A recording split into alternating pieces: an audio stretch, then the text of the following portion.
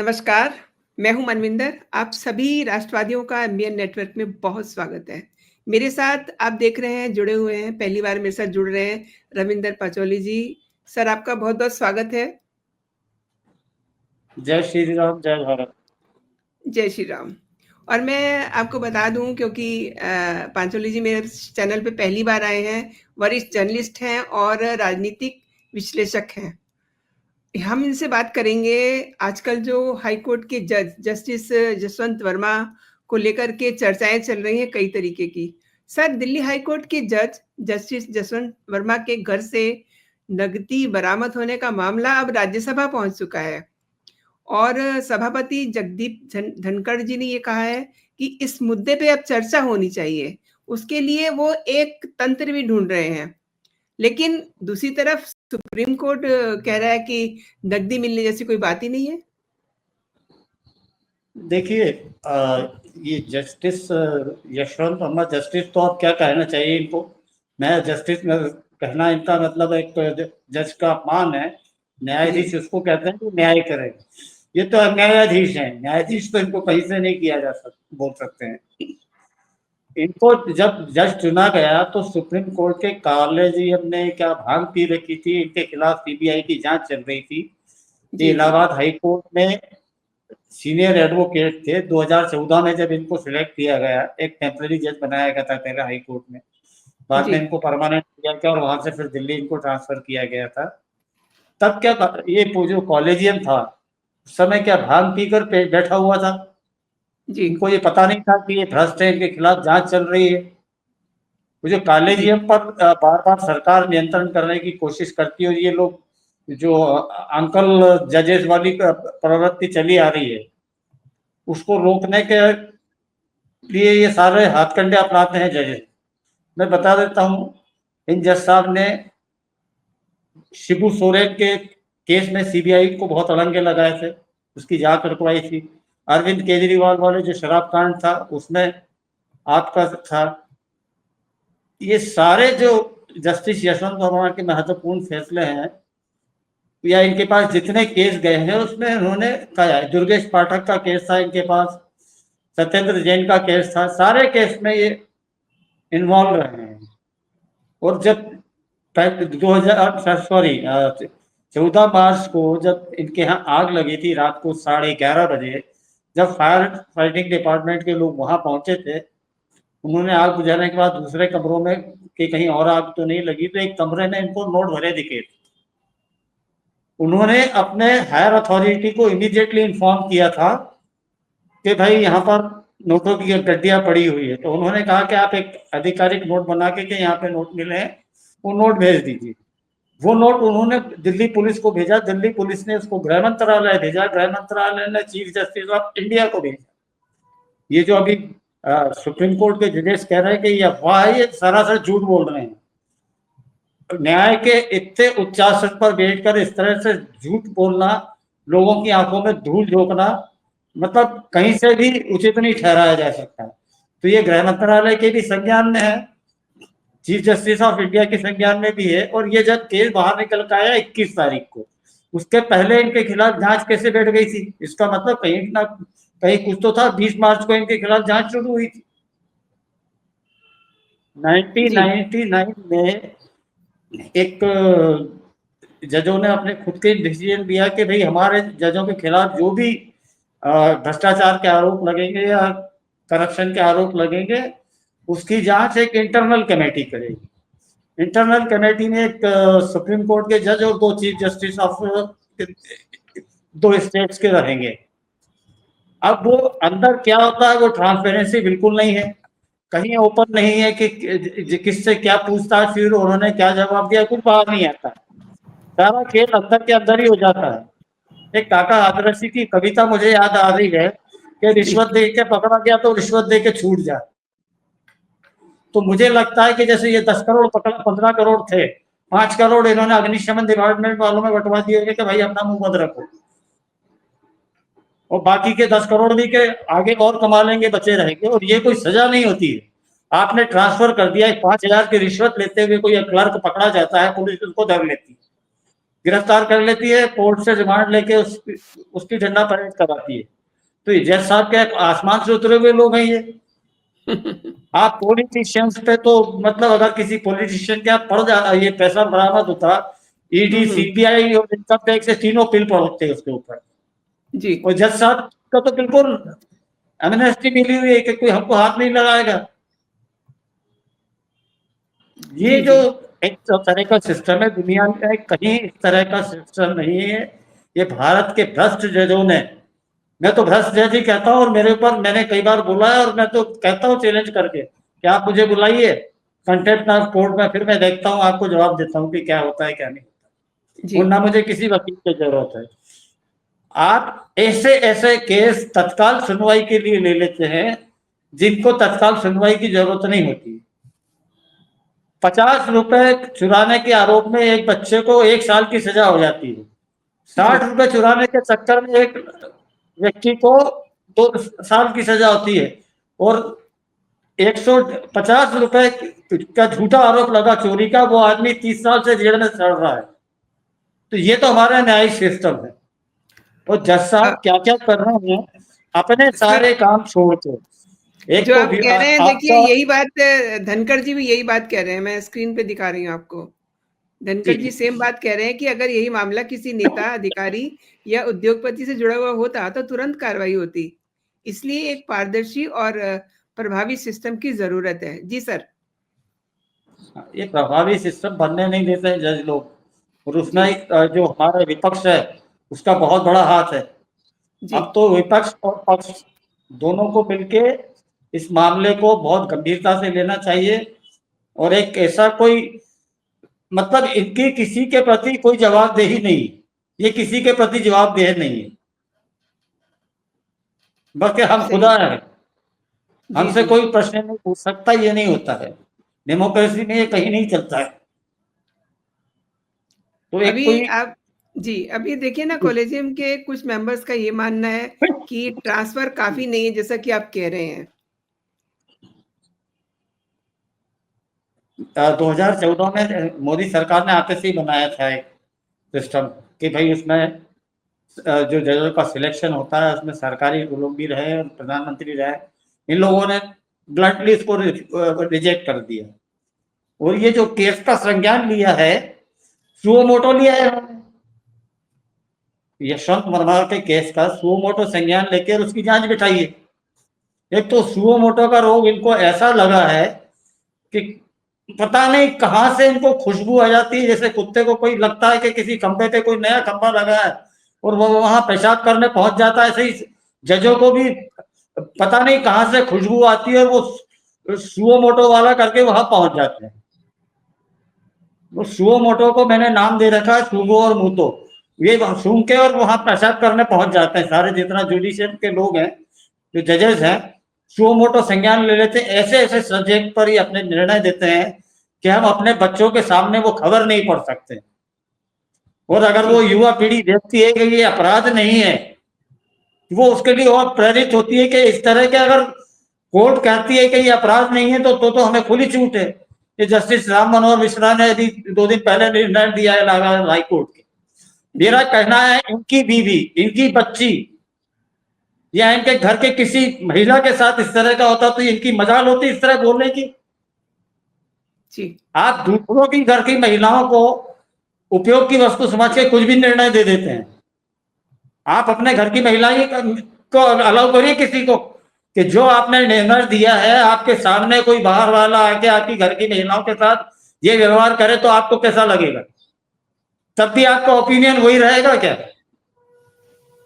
जी जी तब तो पुलिस बुला लेंगे और उसको लात जूता वहीं पे शुरू कर देंगे। ये ऐसे ही मध्य प्रदेश हाई कोर्ट ने एक घटिया डिसीजन दिया है जज साहब ने कि अपराकृतिक श्रेष्ठ करना पति की मर्जी पर निर्भर करता है, पत्नी उसके लिए मना नहीं कर सकती।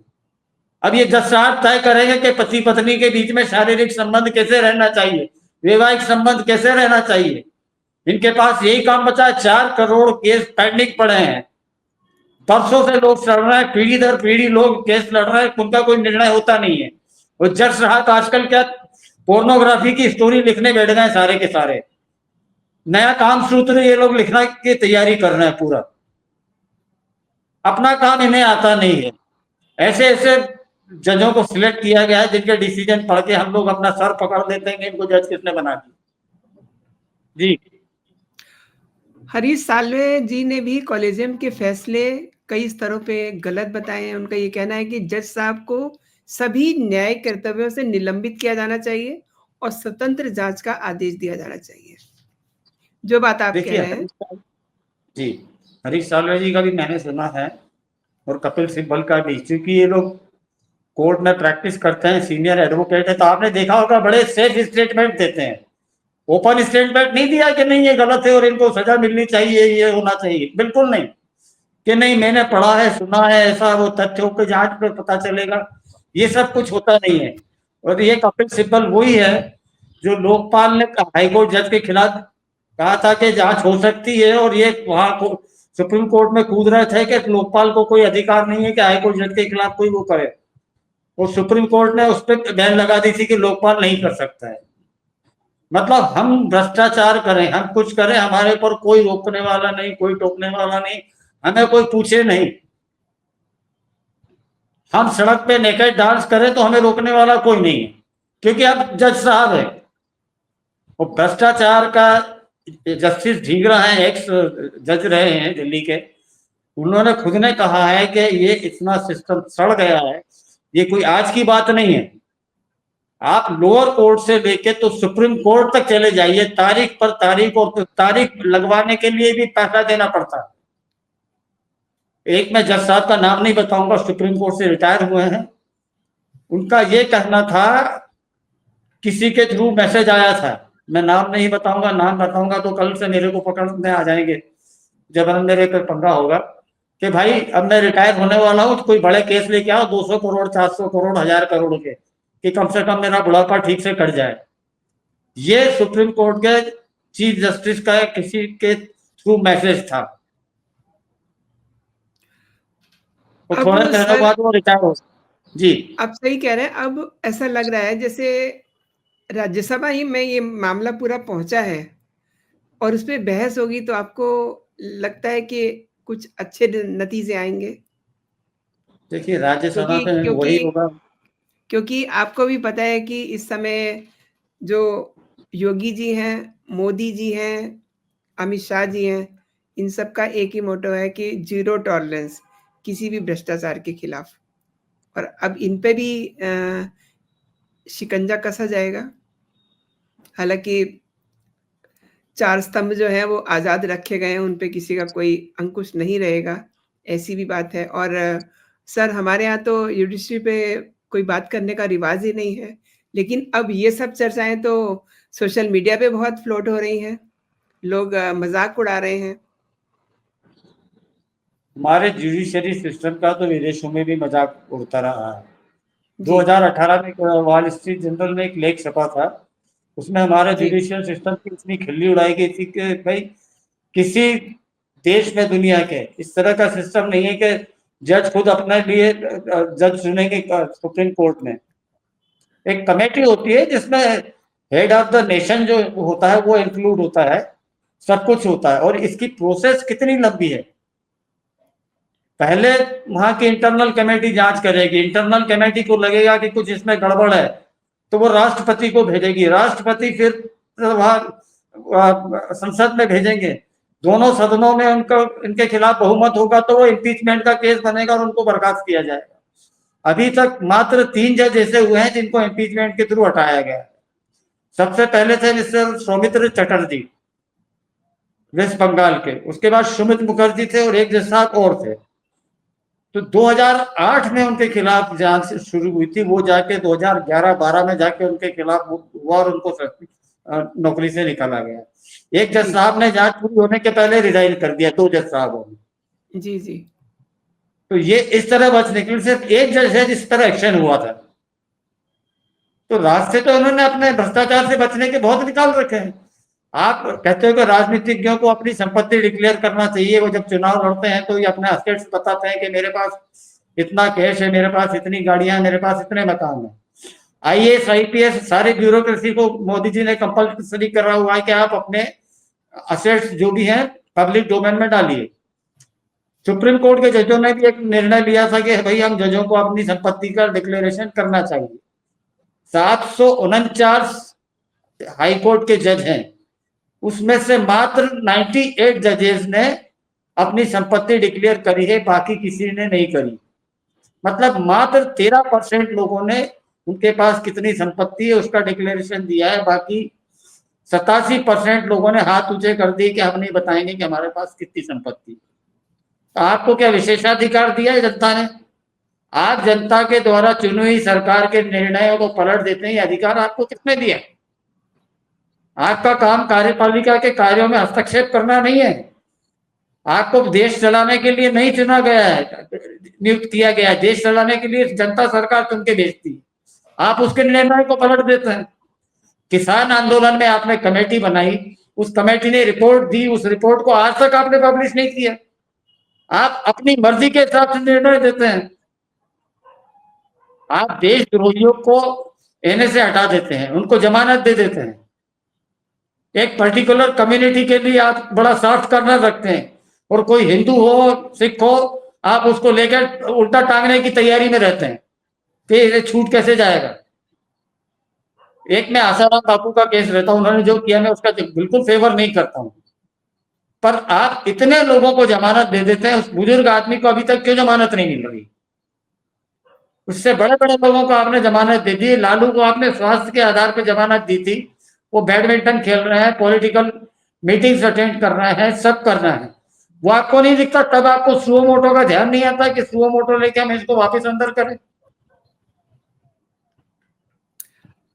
हम अरे जिन जस्टिस केजरीवाल की किस आधार पर पंजाब में जी, मैं मुख्यमंत्री उसी पर आ रही थी जी सर।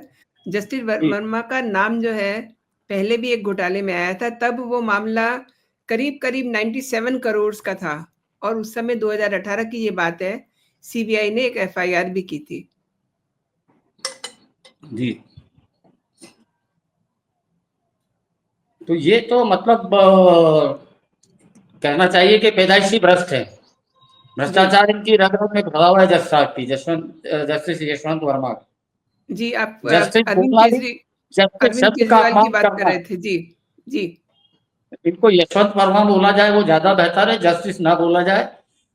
इन्होंने जस्टिस कोई किया नहीं, वो ये जी छुट्टी पे चले गए।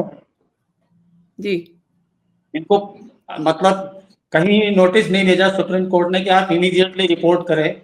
और मैं तो तारीफ करूंगा इलाहाबाद हाई कोर्ट के बार एसोसिएशन की, कि आपने हम लोगों को क्या कचरे का डब्बा सा समझा हुआ है जी कि साहब भ्रष्टाचारी और घटिया जो जज है वो आपको यहाँ इलाहाबाद हाई कोर्ट में वापस भेज देंगे उसको।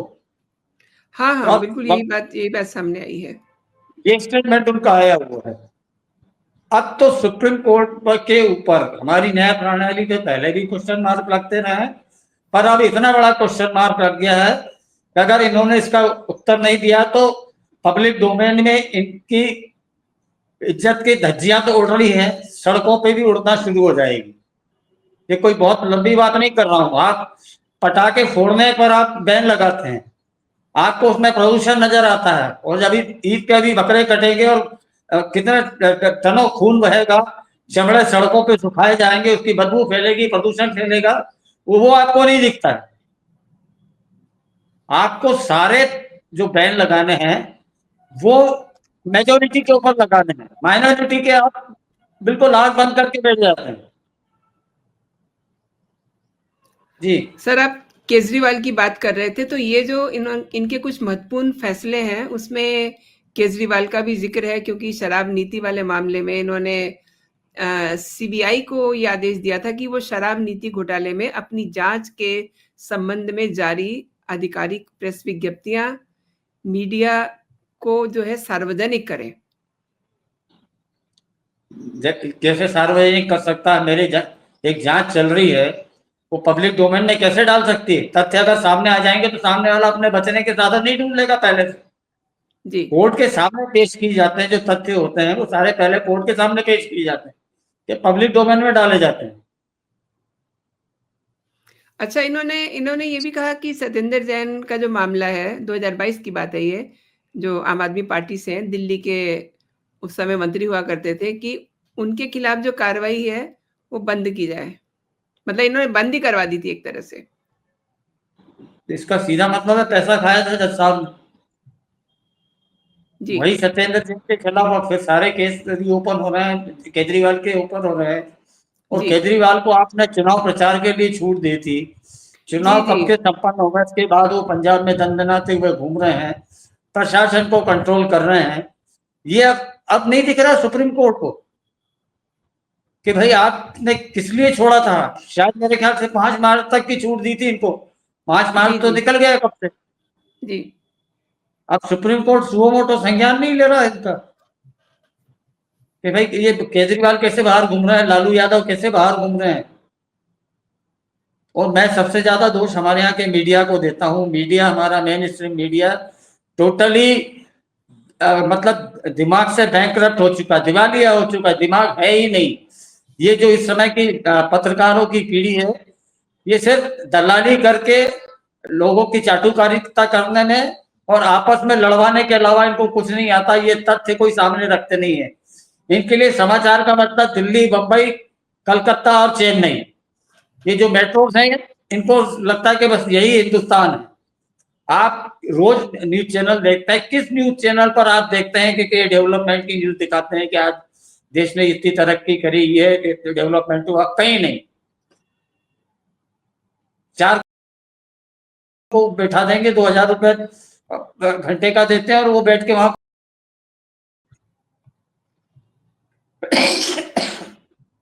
तो इसमें मेन स्ट्रीम मीडिया का जो काम है वो नहीं कर रहा। जो चौथा स्तंभ है हमारा, वो बहुत कमजोर हो चुका है।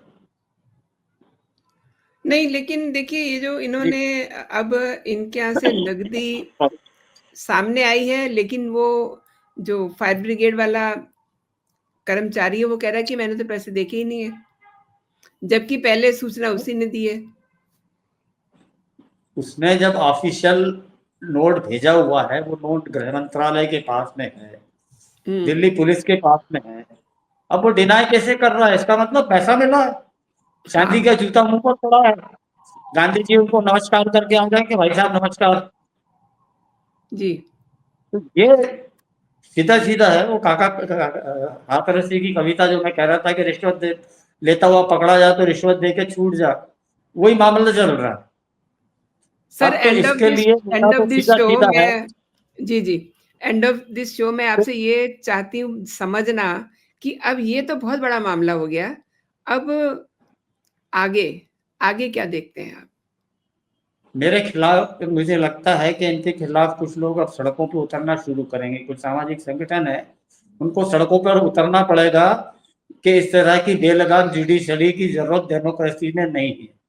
जुडिशरी पे भी लगाम होना चाहिए, अकाउंटेबिलिटी जुडिशरी की भी होना चाहिए। वो किसी के प्रति जवाबदेह ना हो, ये हो ही नहीं सकता।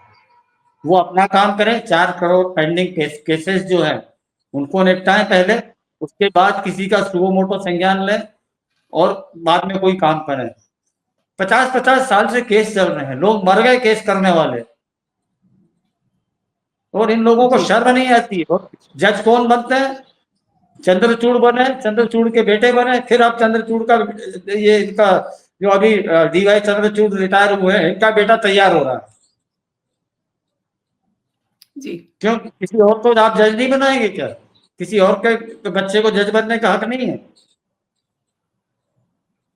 तो ये अंकल जजों की जो प्रथा चलती आ रही है, इस पर भी रोकना चाहिए। एक विपक्ष का नेता हो, एलओपी जो लीडर ऑफ अपोजिशन हो, प्रधानमंत्री हो, राष्ट्रपति का प्रतिनिधि हो उसमें कोई, और न्याय मंत्री जो हो, ये सारे शामिल होकर फिर जजों का चुनाव करें। चीफ जस्टिस ऑफ इंडिया रहे शामिल, तब जज चुने जाए हाई कोर्ट और सुप्रीम कोर्ट के, वो सबसे उचित वो होगा। जी और धनखड़ जी चूंकि बहुत सीनियर एडवोकेट रहे हुए हैं सुप्रीम कोर्ट के, और बहुत अच्छे कानून के ज्ञाता हैं और बहुत ब्लंट हैं, तो मैं समझता हूं कि राज्यसभा में इस पर बहुत अच्छी बहस होगी और कुछ ना कुछ परिणाम निकलेगा, प्रोवाइडेड हमारा विपक्ष उसमें उनका सत्ता पक्ष का साथ दे। बहुत सही कहा आपने सर। आपने मेरे शो के लिए समय निकाला और मेरे दर्शकों को कई महत्वपूर्ण विषयों पे आपने जानकारी दी, यूँ कहिए कि बेबाक जानकारी दी। आपका बहुत-बहुत धन्यवाद। जय हिंद, जय भारत। जय श्री राम, जय भारत। जय श्री राम।